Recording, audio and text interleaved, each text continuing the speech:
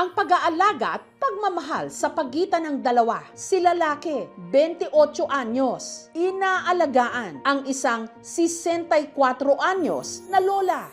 Nariyang pinupunasan niya ang likod nito, sinasamahan sa mall at sa tabing dagat. At kumakain din sa labas. Pero hindi sila mag-ina, maglola o kahit magbiyenan pa. Katunayan, magkatabi rin silang natutulog sa kama, nagsusubuan kapag kumakain, at nagpi-PDA o Public Display of Affection pa. At kamakailan, nag-celebrate pa sila ng kanilang first anniversary. Opo, magjowa sila. At dahil mahigit sa kalahati ang edad ni Lola sa kanyang nobyo, gumana agad ang makakating dila. Si lalaki di umano may ibang habol sa jowa niyang Lola. May mera lang daw ako. Tinatanong nila kung magkano daw lagi allowance ko kay Connie. Habang si Lola naman, ginayuma raw si lalaki. May mga nagsasabi talaga na ginayuma ko si Reynald. Umabot pa nga sa punto na si lalaki hinagisan ng asin ng kamag-anak nito sa paniniwalang ito raw ang magpapawalang bisa sa di umano ginamit sa kanyang gayuma ni Lola. Nasasaktan din ako doon May talab ba ang asin sa tamis at asim ng kanilang pag-ibig?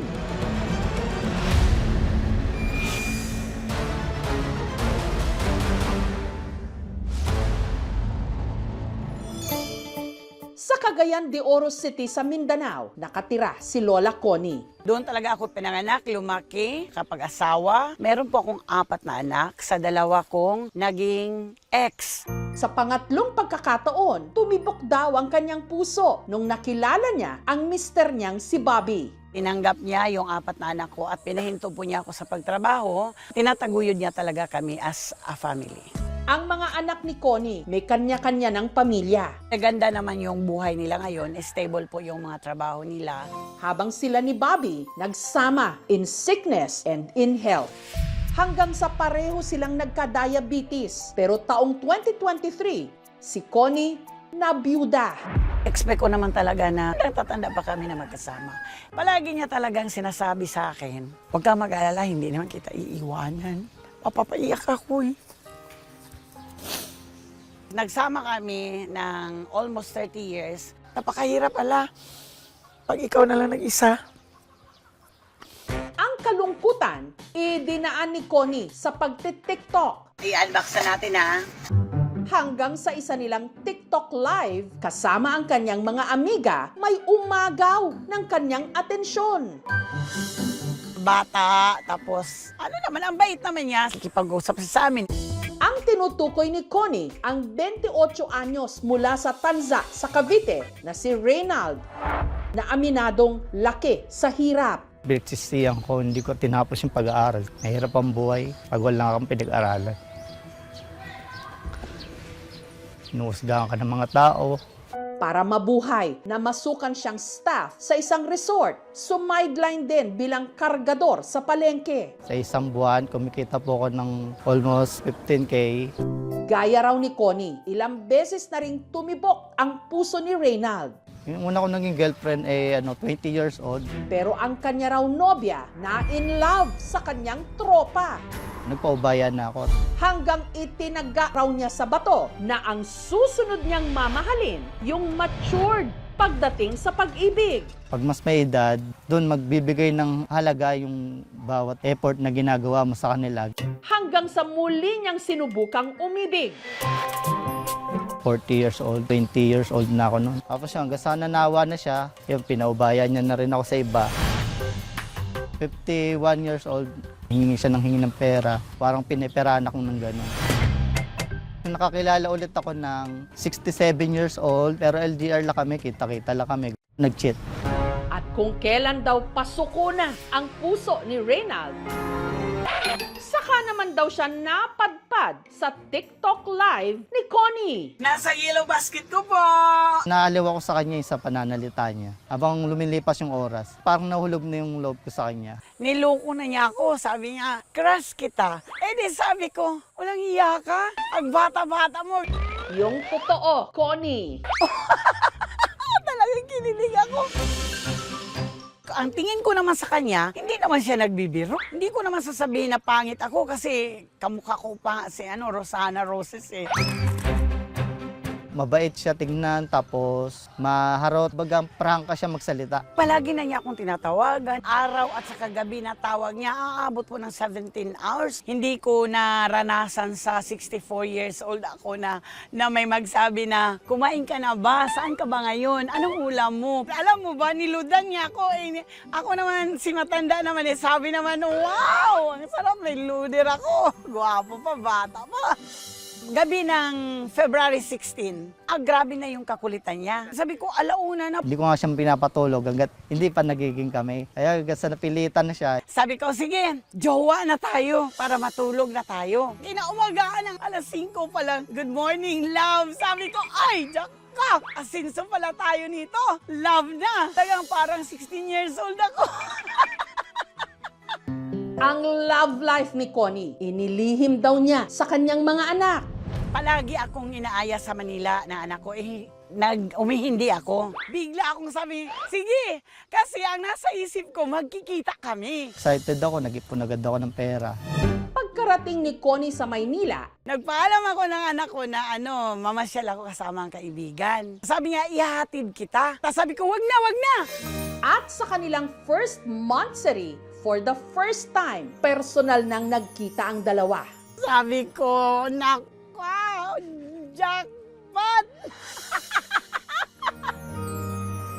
Sa totoo lang, wala talagang yung nahiya kami sa isa't isa. No? Parang ang tagal na namin nagkakilala. Ang galanti pa niya. Nung kumain kami, di wag na ako na magbabayad. Hindi ko. Sabi ko hindi naman pera bubunutin ko. Senior ID. Inaya ko siya doon sa may sa chat. Sabi niya, sa may red building. Hindi ko naman alam kung ano yung red building. Sabi ko, sige, tala na. Akala ko, mall din. Nagpanik yung anak ko.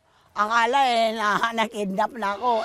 Ang hindi alam ni Connie, natuntun siya ng mga ito sa pamagitan ng kanyang cellphone. May GPS pala yun. Ang anak ko sabi niya, saan ka? Saan? Nandito po ako sa kaibigan ko. Sabi ko gano'n, huwag kang magsinungaling. Nasa hotel ka.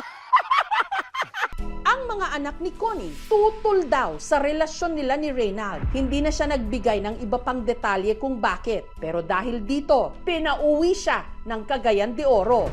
Para daw malayo sa kanya. Namimiss niya ako. Kasi sabi niya, nag-iisa ka lang naman dyan at umuwi ka na lang sa akin.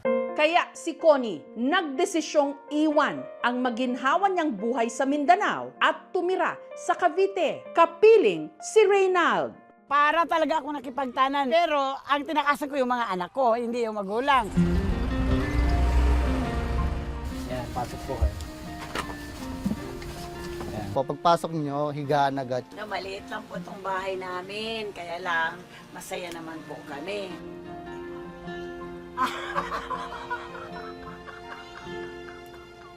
Ang tawagan po namin ay Yam. Ang ibig sabihin nun ay, you are mine. Akala ko yam na yummy. Ako yung baby niya. Baliktad yun. Responsable talaga si Yam. Naging tamad talaga ako sa kanya. Yun bang kakain na lang. Masaya man silang nagsasama. Pag-aamin ni Connie, naging hamon daw sa kanya ang mag-adjust sa bago niyang buhay sa Maynila. Yung mga luho ko, binawasan at binababaan ko talaga para naman makakatipid po kami. Kaya ayan, bumili po si Yam ng yung gamit ng pedicure. 3-in-1 daw siya. May mama na, may asawa pa at may lola. Ako naman 3-in-1 din. Meron na po akong asawa, may caregiver. Meron po akong taga-manicure, pedicure, di ba? Pero kahit gipit, pinipilit daw ni Reynald na mabili ang kanyang mga maintenance medicine. Sa isang buwan, ang gamot ko talaga is 5,500. Pasalamat ako kay Yam. At saka, pag meron naman magbigay naman din minsan yung anak ko. Hindi ako nahirapan sa paggastos sa kanya. Kasi nga kasama sa buhay yun eh. Kasi pag di mo mahal, ba't mo gagastusan yung tao? Yung asawa ko kasi before siya namatay, sabi niya sa akin, hindi kita iiwanan. Parang coincidence din na nakilala ko siya, tapos magkaugali sila. Gaya ng ibang magkasintahan, hindi rin daw maiwasan na kung minsan sila'y nagkakatampuhan. Marami din naman talagang nagkakagusto. Yung mga may nagchat-chat, binabla ko agad yun para wala kaming pagawayan.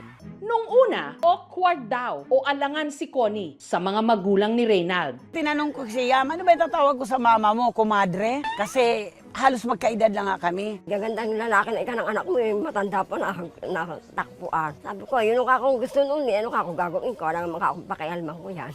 Iba kasi nandidireg, namimera lang daw ako.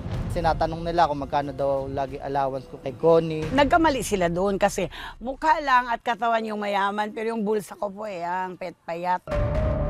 Pero ang pinakamasakit sa lahat, ang kumalat na kwento kaya raw na fall si Reynald kay Connie. Mga nagsasabi talaga na ginayuma ko si Reynald. Nasasaktan din ako doon Umabot pa nga raw sa punto na si Reynald sinabuyan ng asin ng kanyang mga kamag-anak sa paniniwalang baka yon ang magpapawala sa di umano bisa ng gayuma ni Connie.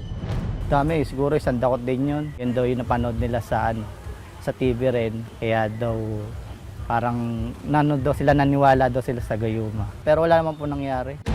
Para once and for all, matapos na raw ang mga paratang.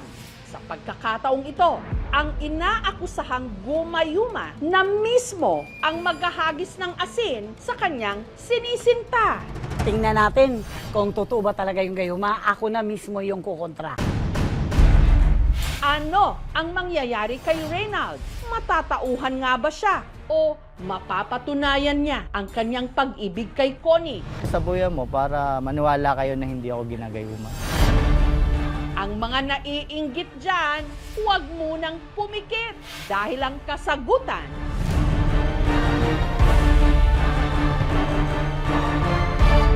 susunod na. O, tumalabang! Ang 64 anyos na si Connie may asim pa sa kanya kasing TikTok live na in love sa kanya ang 28 anyos na si Reynald. Pero ang kanilang May-December love affair binalot ng kontrobersya. Lagi kang pinagkakamalang maglola o magbiyanan daw. Ang pogi niya at saka ang bata. Namimera lang daw ako. May mga nagsasabi talaga na ginayuma ko si Reynald. Kaya para pabulaanan ang mga haka-hakang ginayuma ni Connie si Reynald, si Connie na raw mismo ngayon ang magsasaboy ng asin sa kanyang nobyo. Puntahan natin, kailangan natin talaga siyang sabuyan itong asin. Ito na. Pagkasaboy ng asin kay Reynald, O, tumalabang! ang pagtingin daw niya kay Connie, Ayan, kumusta na? Wala man nagbago. Alam mo pa rin ba ako? hindi nagbago. Wala na kayong laban pa. Kasi may asin na hanggang ngayon love na love pa rin ako. So nga nagsasabi na ginayuma daw ako ni Connie. Huwag kayong magpaniwala sa mga ganon. Hindi po totoo yun. Ang tunay na gayuma niya ay yung kagandahan niya. Okay, di ba? I love you, I Yang. love you. Kamusta naman na kaya ngayon ang kanilang mga pamilya? Sa ngayon, okay naman kami ng mga anak ko. Wala naman akong naririnig na negative. Nakita rin Kasi naman nga nila nakikita nila gano'n. na Tapos inaalagaan maganda ako. kami. May plano akong ipakilala siya sa mga anak ko. Ayun ang tawag na ng ni Cupido eh. Talagang din mawawala yung pagmamarites na ganyan.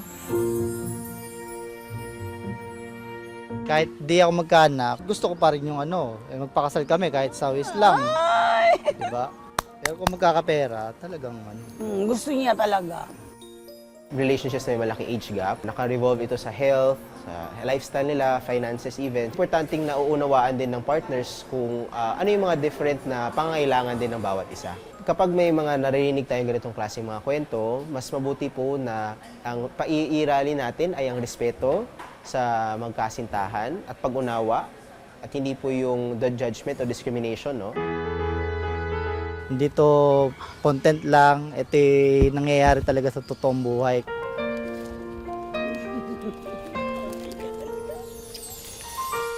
Mamahalin kita hanggat kaya ko.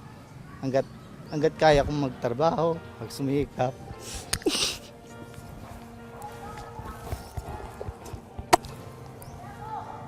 Huwag kang iiyak. Huwag kang iiyak, Ben.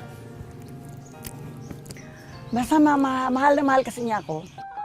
Natatakot lang kasi ako na baka dumating yung araw na mawala siya ganyan. Hirap. Hirap makahanap ng kagaya niya. Yeah, salamat. Bless ako. At ganitong tsura ko, minahal niya ako. Ang madalas na nasasabi, ang panlaban sa gayuma, asin. Pero sa pag-ibig na makapangyarihan, walang bisa ang kahit na anong pangontra. I love you, Yam.